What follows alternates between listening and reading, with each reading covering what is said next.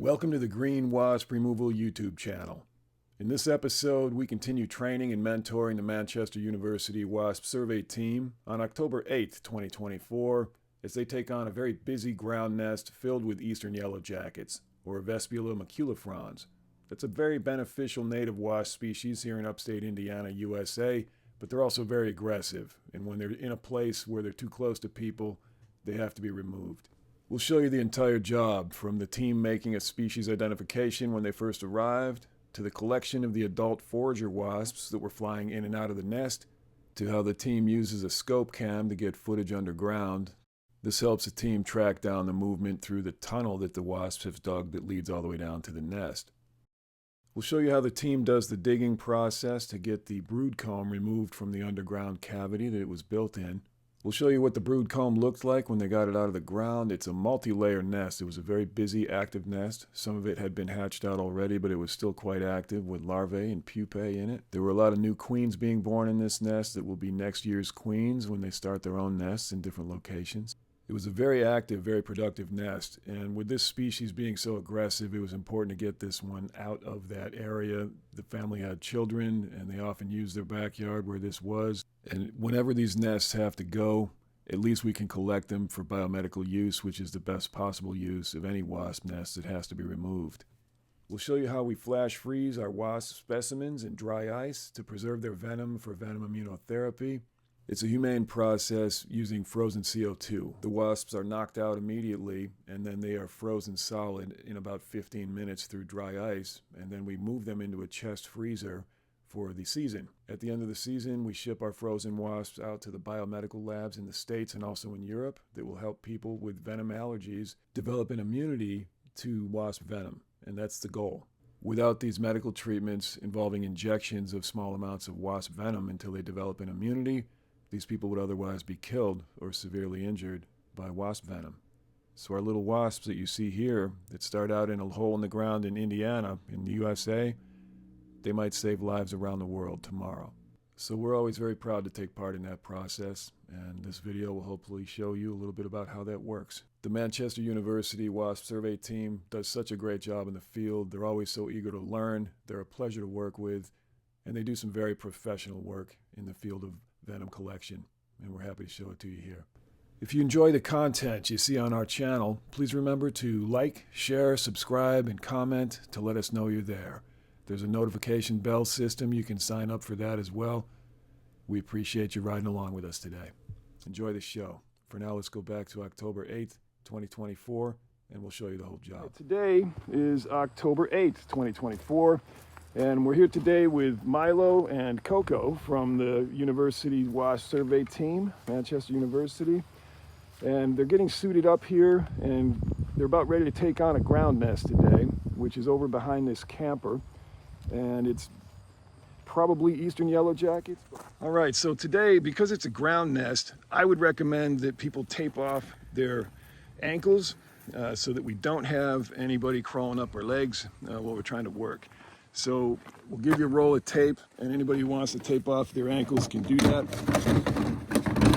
All right, so Coco is now taping up her ankles, and this is why we don't get stung very often on this team. It's because we try to do the most obvious and safety protocols before we even work. We just take the extra time to get this kind of thing done. Milo, let me see your ankles. We're going to illustrate what this looks like. Milo's got it done on his boots, both sides, and you can't have a wasp come up either leg. We do that very carefully every time we're going to deal with a ground nest. All right, so Coco is checking out power on our vac. Today we're on a long extension, so first thing we do is check power, make sure we have it. All right, good.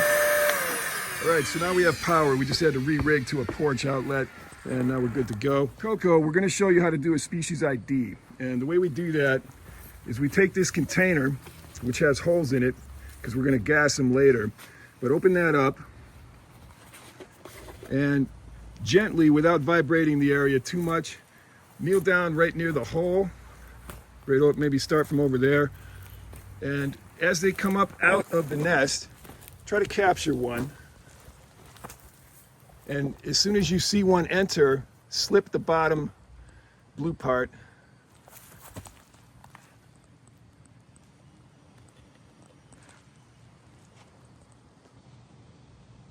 There you go. Perfect. Now come on over here. Let's take a look at that in the shade. Put it down here. Okay, good. Flip it right over. Now, you see the wasp in there flying around. What we're going to do is we're going to gas the wasp with just a small amount of gas. So go ahead and put the red tip right in to the holes and give it a short blast. That's all you need. Maybe one more. Great. Now, cover up the holes with your hand and put it upside down. We're just going to watch and wait until that wasp goes unconscious. Let me know when it hits the bottom and stops moving around. If it keeps moving for too long, we can gas it again, but it usually doesn't take too much. Let's give it one more hit. Yeah, he's just slowing down a bit. Okay.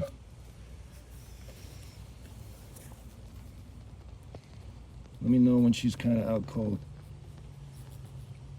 There we go. It's like she's down.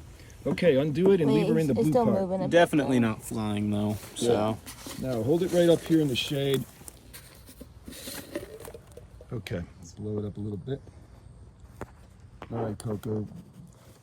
Okay, you see that pattern right there? Here we're just going to freeze the frame for a moment. What you see in the red circle here is an anchor-shaped pattern on the first segment of the wasp's abdomen. And that's an indication that you're dealing with Eastern Yellowjacket or Vespula maculifrons. Tilt it more into the sun there, Milo. There, you see that? Right there on the first turga? That is your Eastern Yellowjacket marking. Let's go ahead and grab the Eastern Yellowjacket collection bottle, and we'll have you guys rig it. You have the tape over Vespula maculifrons, Eastern Yellowjacket is the collection bottle we'll use today. Here we are. Got that one? All right, let's grab some tape, and we'll show Coco how we rig a bottle. And we'll try to let her do as much of that as we can as the newest team member. So we're going to put an adapter to connect these two. There you go. All right, so pull out a piece of tape there, Coco, and wrap the gap. And you're going to want to seal the two gaps. Both gaps. Get it as tight up there as you can, and give it a good amount of tape for stability. Yeah, two different ones. So you've got one here and one there. Top.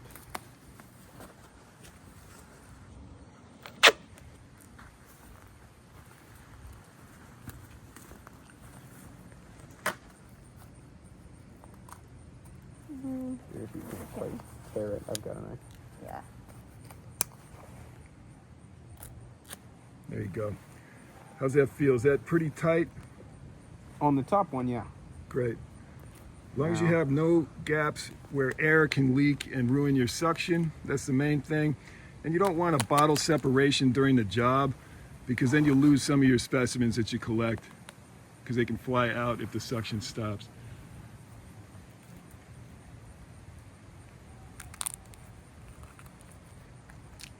There you go, you got it.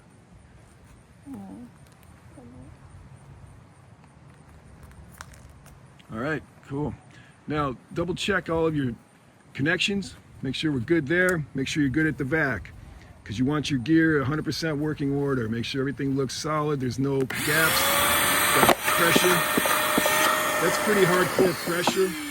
Let's loosen it up a little bit with another section that has holes on it. I'll bring that over. Vac doesn't have adjustable pressure. We drill holes in one of these sections, and that just reduces the pressure at the spout.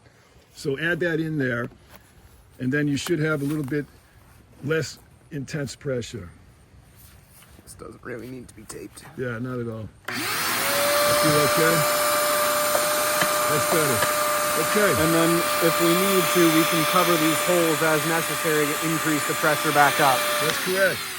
All right, so what we're going to do now is kind of stage the gear in a way that it's far enough away from the wasp that they don't try to attack it, because when they attack this, they smell the pheromone coming all the way up the tube and out the vent.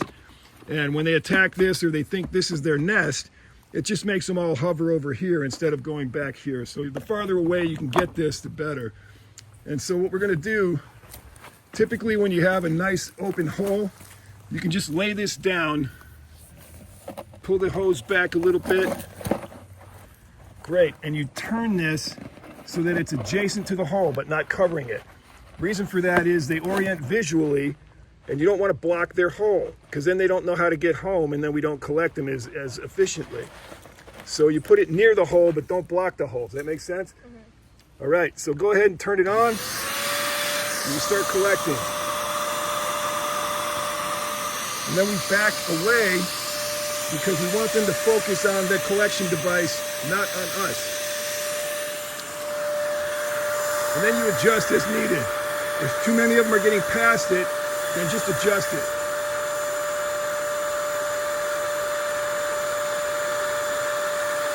You see how they're now visually orienting. We've changed their landing zone visually, so they have to reorient to figure out how to get home. That's what this behavior is, while they're circling around trying to figure it out.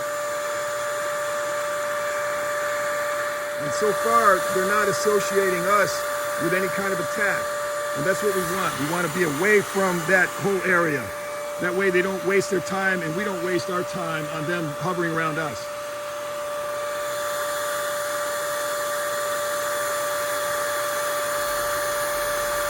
That'll change when we start to dig. They'll attack us directly. And it would also change if you were down there next to them during this process, because they might then begin to assess you as a threat.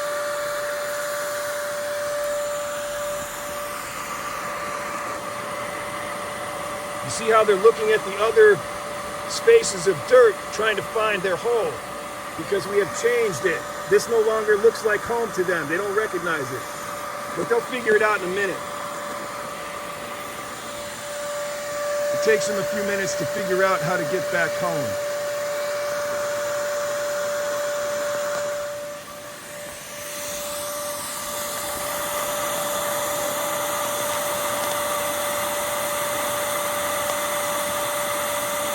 So the ones that are coming out of the nest to forage are getting sucked up immediately, and that's what we want. And you see this one's got food in its mouth right now. It's trying to land it and bring it back to the nest. There we go. Now they're starting to zero in. All right, I'm going to have you set this cloth right over the collection bottle. This white cloth reflects some of the heat and it shades the bottle. That way we keep the specimens from overheating. Man, to make you inspect your lawn before you mow.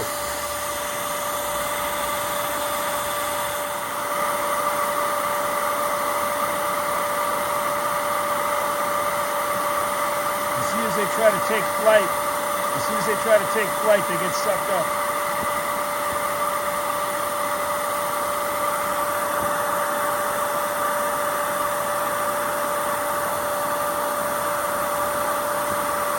All right, if you guys are ready, we'll have you get on each side of the bottle, maybe about here, I'd say about here, and about here, and we'll stomp them out. Let me get a good close-up shot of that. It's always interesting to see them rush out. I'm gonna get that without getting shaded. All right, go ahead. There you go. You see them come running? That's what we want. We want them to flood right out of there. Go ahead. Good. Keep it up. Nice steady. Good. Nice steady flow coming in.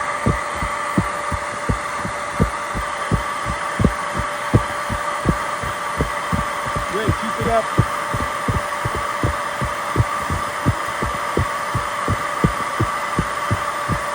Now you're going to see them start attacking us, and that's okay. Most of them are getting sucked right up.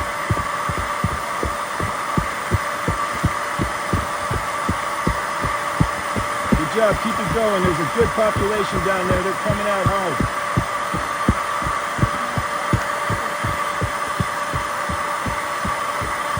There you go. Keep going.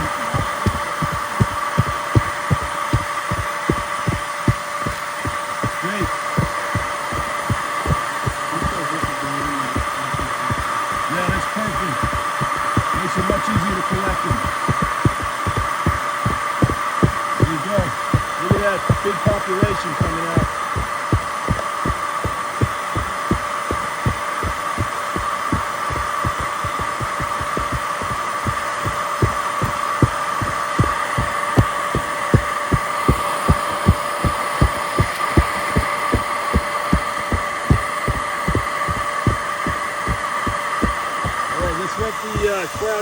a little bit, and then we'll stomp them out again as it slows down.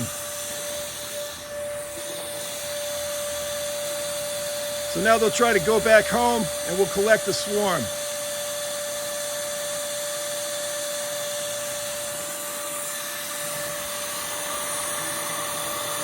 So once we stomp them out, there's a swarm all around. Now they're looking to get back home to their nest. As they do this, we can collect them one at a time.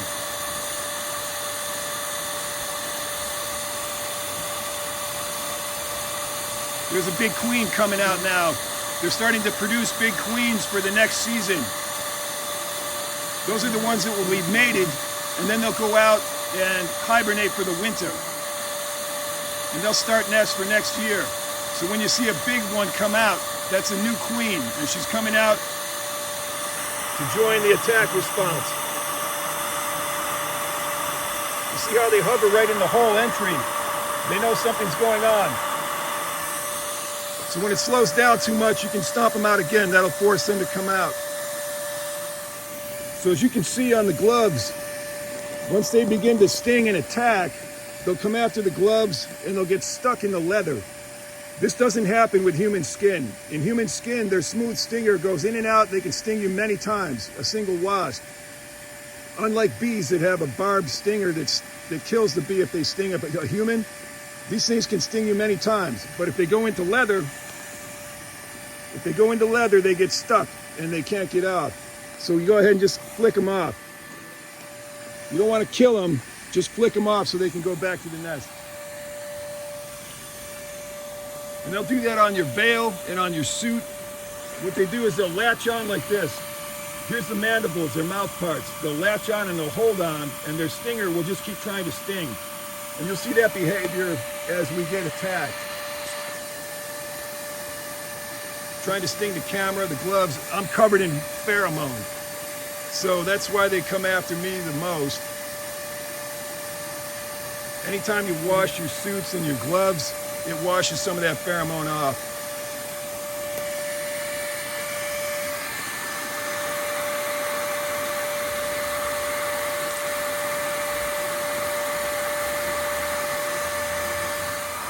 Okay, let's do a stomp out. Here they come.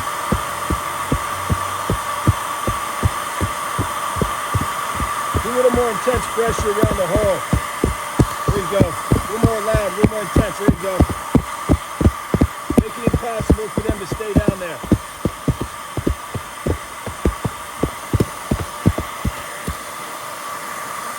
Great. We're getting fewer out now during the stomps, but there's still plenty coming out.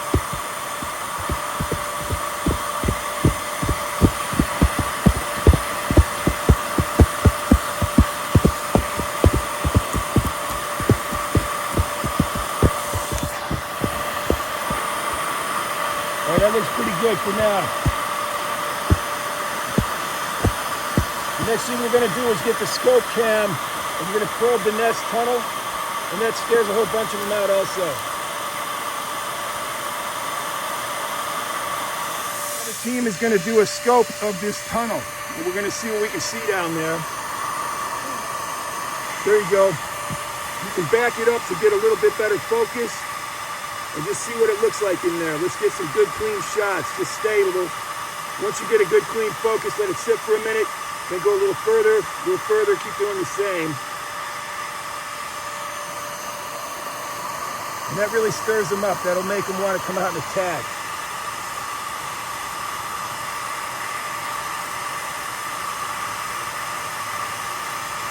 Can you see the screen, Coco? Mm-hmm.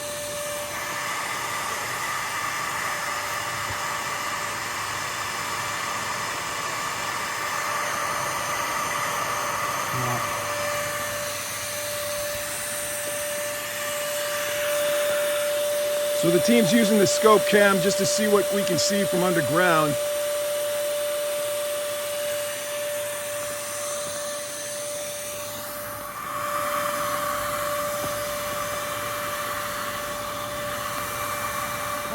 And we're going to see what we can see down there. There you go. You can back it up to get a little bit better focus and just see what it looks like in there. Let's get some good clean shots. Just stay a little. Once you get a good clean focus, let it sit for a minute, then go a little further, keep doing the same. And that really stirs them up. That'll make them want to come out and attack.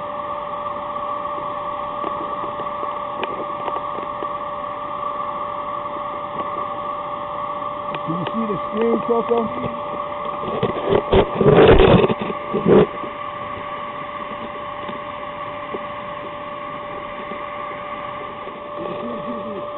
Just to see what we can see from underground.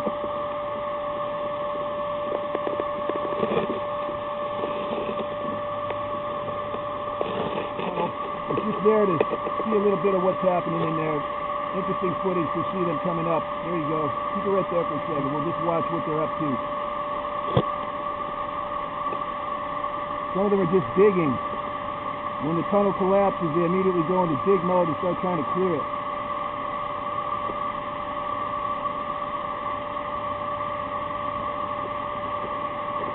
See what's going on.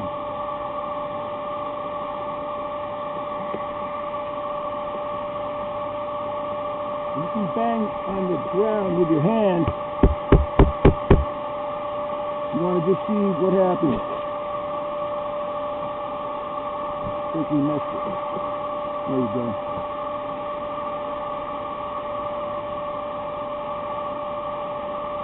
This can tell you if they're still in the mood to come out or not. There we go. All right, let's let them come out and get set up. Start very slow, right at the opening, and just wait until you get good focus. And just watch them as you go through. There you go. Once you get a good spot and you can see them and you're in focus, just let it sit there for a little bit. There you go. Let's give you a little action. Here they come. Come and see what's going on. This can tell you if they're still in the mood to come out or not. There they go. All right, let's let them come out and get sucked up.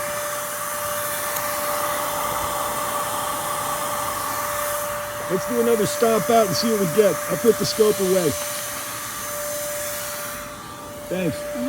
Ground nest, we start with trowels. And we just sort of gently dig following the tunnel, and you feel with your hand. You dig through and you feel until the tunnel will tell you where to go to get the nest, in other words.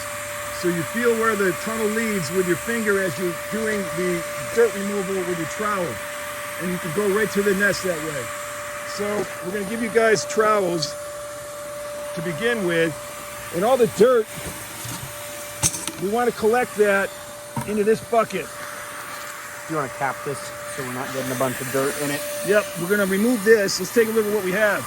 Here's what we've collected already. Good job. That's a nice collection. Whole bunch of them in there already.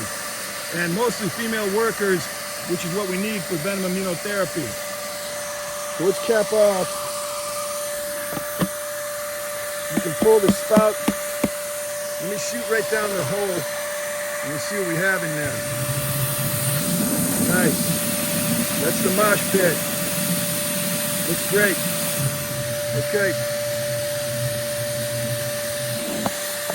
Make sure you have a good seal on that. Right, good. Okay. Now we're going to move this off of the hose because I don't think we'll do any more collecting today. We'll just do dig. And we're going to put that collection bottle into the shade in the coolest place you can find around here. All right, let me see that bottle real quick. That's still got an adapter on it too. Here, Coco, hang on to that for a second, will you? Right in the sun. All right, so Coco's holding the initial collection that we pulled out of that nest. As you can see, there's several hundred in there already. It doesn't look like that because they're all clustered in the bottom, but if you count these out, you probably have 200-300 wasps, easy. Looks great, and there's plenty more where that came from underground, but we can't collect the ones underground because they come out with dirt. So what we're gonna do now is just use the shop vac as needed to suck up whatever comes out of there. And in the shop vac, we have soap and water, just dish soap and water. And that'll drown whatever gets thrown in there along with the dirt and the debris. All the wasps will go right in. So in Milo, we're cleaning up the area, getting rid of debris, just making sure they have a good clean workspace before we start the dig. Now, what you're gonna do is start taking a slice at a time, trying to keep the hole in the center of your slices. And then if you lose the hole, feel around with your finger until you find it and keep going the direction of the tunnel.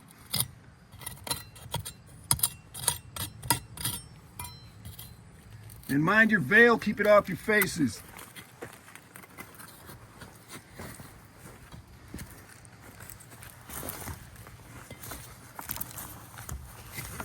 We're gonna leave this here so that we can turn it on. As soon as you see a bunch flying out, get this over near wherever they're flying.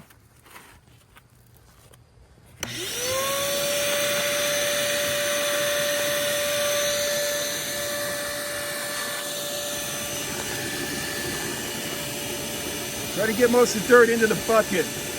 Makes it easier to refill. Here's the hole, and they're coming out. So get that up next to it, suck them out as they come out.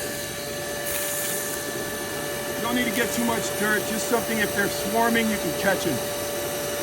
And just carry on like that as you keep going. Dig a little bit, collect the swarm, dig a little bit, collect the swarm. Keep slicing, nice big slices, follow that tunnel. If you lose it in the dirt, feel around for it with your finger. We're going to show you this section in about 8 times fast forward. And we're just going to illustrate here how this system works. You dig initially with trowels and you try to follow the tunnel. You feel around with your finger to find the soft spot. The tunnel will lead you to the nest. There you go. There's your cavity. One of them anyway. See what happens when you dig further back here. That looks like them. Yep, here we go. Oh, yeah. So get that right in there and just get ready to collect. You'll see queens coming out and you'll see workers coming out. Your cavity's going to be right here. Root. Great. So as you go, you see the paper? There's wasp paper right here. It's light colored, tan colored, right? That's how you know you're getting close. Now let me get the container for the nest. Stand by 1 second. I'm going to contain all the nest pieces in a bin. Note on voiceover here, the team located the nest here, started pulling out the comb. It was a good sized nest. You'll see that in the footage here in a moment. But we don't have the shot where they actually pull it out of the ground. Sometimes we just miss the shot that we were hoping to get. Apologies for that, but you'll see it here after it's been pulled out of the ground and contained in a bin. Going through the nest now to probe out any others that you can find. Any other nest material. Get that queen.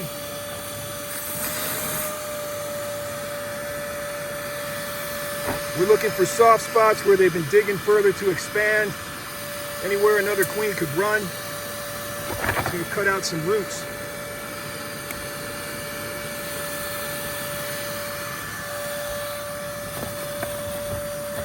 Go ahead and suck some of these up. There you go. Another one in the corner. Great.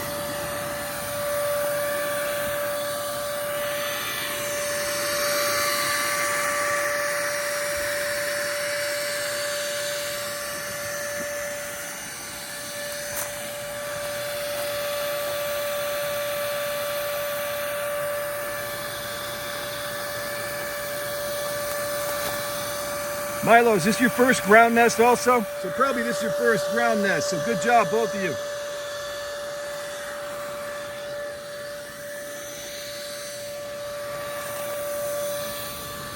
You can keep sucking them off the nest as they land. They'll keep coming in here to check this out. Whenever you see them, just get them. Same with the ones on the dirt. One spot they could have been expanding. No problem, just dig through it until you feel resistance and then you're good. So right now we're just checking the perimeter to make sure we don't miss anything that may have expanded. So Coco, what do you think about the process of a ground nest removal? It's been really cool. I really am excited that we got to dig it up rather than just vacuum it, because that lets you like get more into their nest and stuff, which is really cool to see. And I was excited to put the microscope down there and see what that camera That's looks like interesting. The inside. scope camera is really cool, Yeah. isn't it? Yeah, it's weird to think that they make nests like in the ground, like because It usually is. you just see them like up in a tree or something. But yeah, I know this is awesome. Good. Well, you guys did a great job. Took care of that one in no time. So I think we're good. If you don't see any more nest material, I think that's it. I don't see any more nest material or activity or no more soft spots. feel any holes where they could be expanding. That's all you need then. You're good. So now what we're going to do is we're going to spray the whole area inside the cavity with essential oil and soap and water, non-toxic mix. That deters them from coming back. It blocks their pheromone. And in case you missed a queen or something that might be the original digging queen, it kills her off if she's down there and kills anything else off that might still be there. So I'll grab that for you now.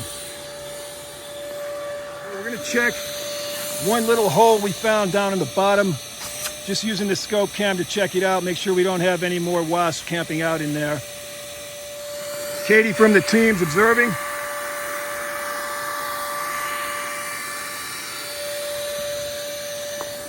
Looks like that's where it ends. All right, great. Let's go ahead and spray. I'll have Coco do that. So Coco, with this thing, you pump it up. It's just a generic pump sprayer filled with soap and water and some essential oils. It's all non-toxic. So just make sure your line is straight and not kinked. Here, hold that for a sec, would you? Okay, once your line is straight and you have no kinks in the line, grab that as your trigger. Watch where you're spraying. You don't hit somebody in the face, especially yourself or somebody else here on the team. And then you go like this. You just hit it and spray right in. Cover the whole area inside and outside, all the way around the edges. Okay, so Coco is going to spray with our essential oil and soap and water mix. You're going to saturate it real well down inside. Do the underside lip of the cavity as well. Do the whole part, everything you can reach.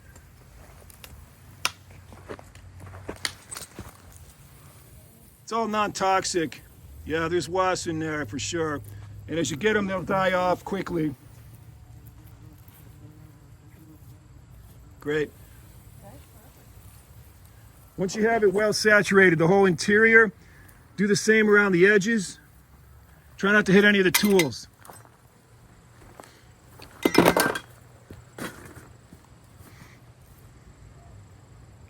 Okay, good, that ought to do it. Then set it aside, and then what we do is we refill it in layers, a little bit at a time. So you dump some dirt in, and you hit it again. Saturate that dirt, and then we'll fill it again and do the same.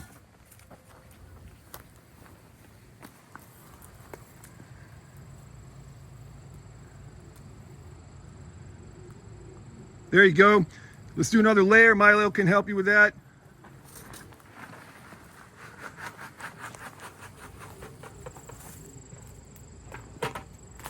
All right, then spray it again, and then we'll top it off and spray it one last time.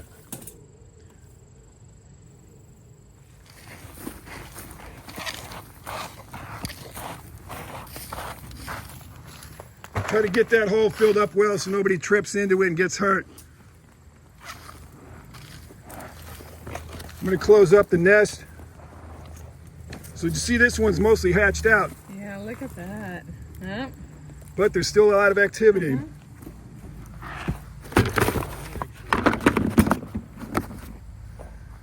All right, good job, guys. Looks great. Any trip hazards, smooth them out so the family's safe.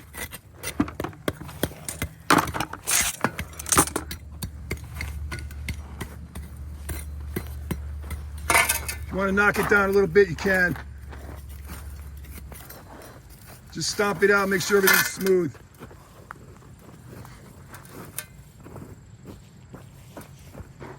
All right, looks pretty good. Good enough. This is a low traffic area anyway. Yeah, it's pretty well thrashed anyway. But that looks great, like we were never here. Good job. Guys did great, fantastic. Well done for a ground nest. That was pretty fast. Yeah, All right, so give it one last layer of oil and water just to kind of knock down the pheromone here. Do it all the way around the edge of the nest.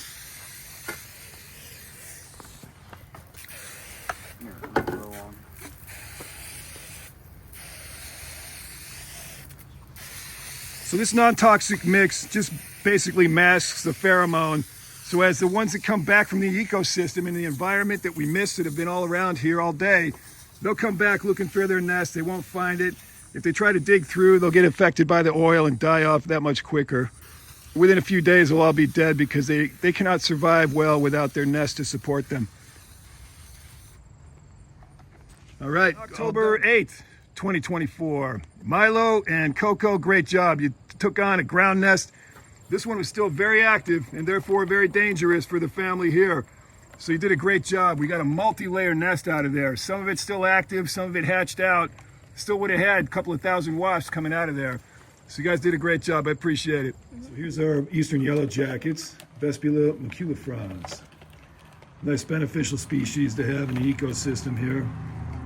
Good pollinators, very good biological control agents that keep other pest insects in check. We're going to freeze these now in dry ice. You set it in the ice so that it's got ice below it and especially ice on top.